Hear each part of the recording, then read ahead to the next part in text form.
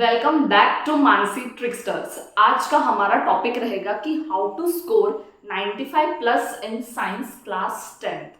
ठीक है, क्योंकि क्लास 10th के बच्चे के लिए ये बोर्ड एग्जाम बहुत ज़्यादा स्ट्रेसफुल रहता है, क्योंकि 12th बोर्ड में तो समझ में आ जाता है ना कि शीट्स कैसे रहती है और इन्विजिलेटर्स कैसे रहते हैं, पर हमारे छोटे छोटे बच्चों के लिए ये बहुत ज़्यादा स्ट्रेसफुल रह सकता है। इसलिए ये वीडियो उन बच्चों के लिए है जो बहुत ज़्यादा स्ट्रेस लेते हैं और ये सोचते हैं कि हम क्लियर कर पाएंगे या नहीं कर पाएंगे, हमारे अच्छे मार्क्स आएंगे या नहीं आएंगे, या तो मैं पढ़ाई कैसे स्टार्ट करूँ, अगर मैं भूल गई एग्ज़ाम के टाइम पे या मैं भूल गया एग्ज़ाम के टाइम पे तो मेरा क्या होगा। तो आपका कुछ नहीं होगा। आपको क्या करना है आज मैं वही इस वीडियो में बताने वाली हूँ। वीडियो को एंड तक ज़रूर देखना। तो सबसे पहले हम कोई भी चैप्टर उठाते हैं, जैसे मैं आपको सारी चीज़ें एग्जाम्पल से समझाऊंगी ताकि आपको इजीली ग्रास्प करने के लिए अच्छा लगे। ठीक है, तो सबसे पहले मैं बात करूंगी कि आपने अगर कोई भी टॉपिक या कोई भी लेसन उठाया, कोई भी टॉपिक या कोई भी लेसन उठाया, आपने बुक खोली, अब आपको सवाल आता है कि यार मैं कहाँ से पढ़ूँ, मेरा तो मन भी नहीं कर रहा पढ़ने का।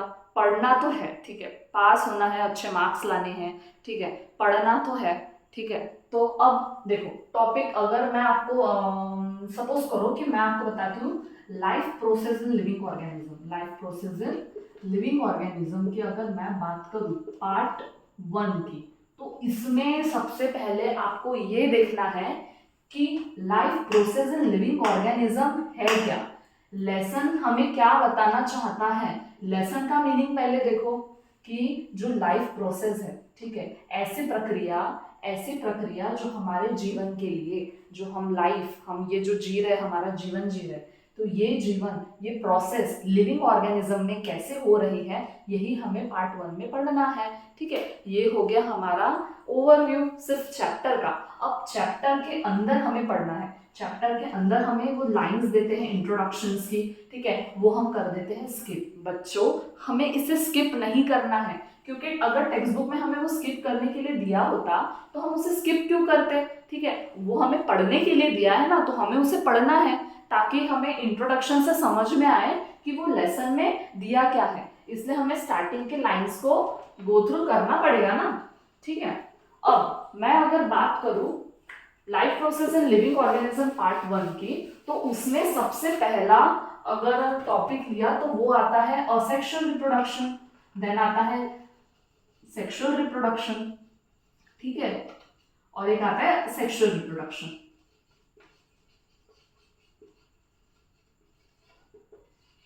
उसके बाद इसमें सेल डिवीजन भी आता है। ठीक है, तो ऐसे आपको क्या करना है कि टॉपिक उठाया आपने, टॉपिक में कंटेंट्स देखिए कि कंटेंट्स क्या है। ठीक है, आपने देखिए कि कंटेंट्स क्या है, उसके बाद ही आप पढ़ना स्टार्ट करोगे कि यार अभी मुझे sexual reproduction and cell division, ये सारे टॉपिक्स को कवर करने हैं। ठीक है, तो फर्स्ट आप स्टार्ट करोगे असेक्सुअल रिप्रोडक्शन। ओके, तो सबसे पहले आपको देखना है असेक्सुअल रिप्रोडक्शन की डेफिनेशन।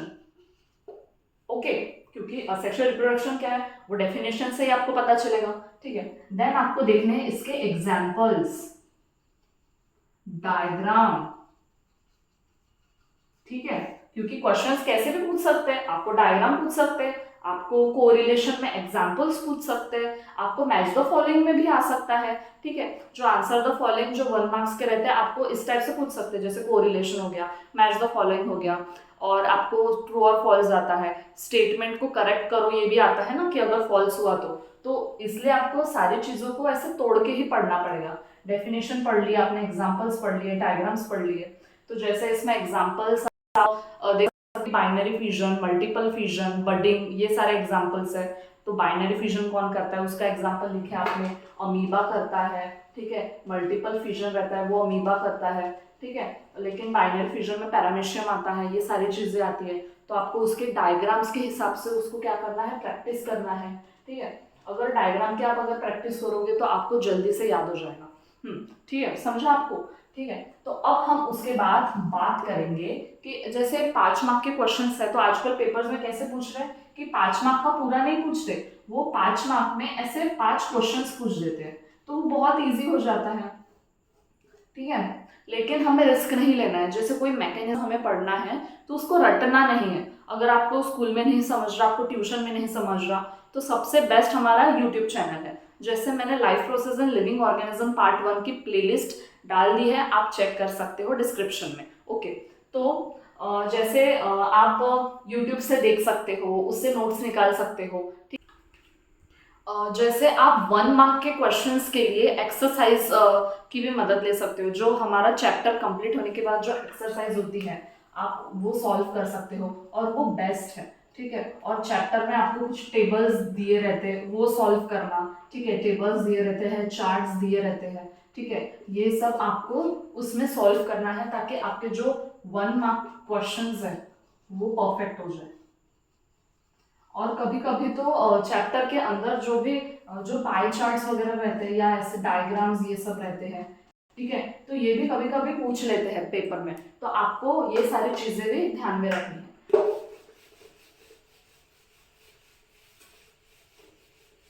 तो ऐसे आपको बेसिक चीजें कुछ कुछ आपको देखो, आपको रेगुलरली पढ़ाई करनी है, आपको टारगेट सेट करना है कि अगर मंडे को आप स्टडी करने बैठ रहे हो साइंस की, ठीक है, तो आपको टारगेट सेट करना है कि मुझे इतने पॉइंट्स इतने टॉपिक्स को मुझे कवर करना ही है।